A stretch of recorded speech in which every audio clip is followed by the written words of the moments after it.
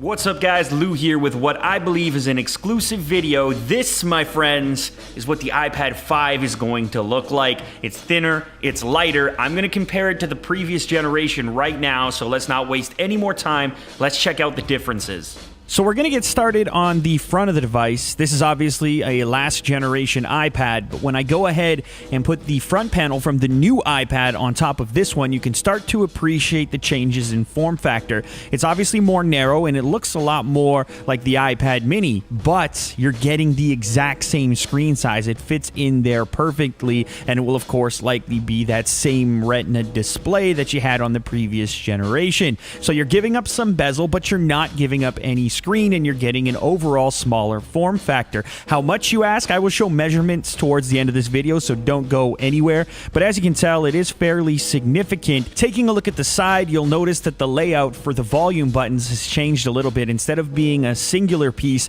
you now have a separate up and down, similar to that of the iPad mini.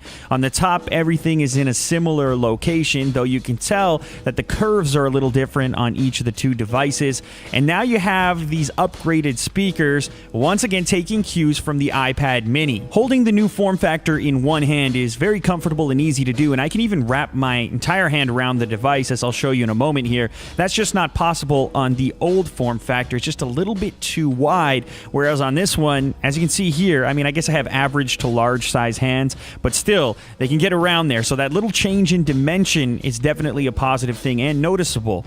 Next, we're going to check out how thin or thick the devices are. They're very close, to be honest with you guys. I guess the new one is a tiny bit more thin if you take your measurement from the widest point of the current generation iPad, but very negligible, those differences. The big difference is this dimension here, as I mentioned earlier, where the old one measures in at 18.5 centimeters and the new one has a width of 17 centimeters, so 1.5 centimeters total in width. So this new one is trimmed down. As I said before, this is the most important dimension change here, maintaining the exact same screen real estate, but boiling it down into a smaller form factor. Speaking of small form factors, this, my friends, is the iPad mini 2, and in the next video, I'll be giving you more details and a comparison on this to the old model, so subscribe if you haven't yet. You don't want to miss that episode. Thanks for watching, guys. If you enjoyed this first look, make sure to leave a thumbs up down below, and I'll catch you on the next episode.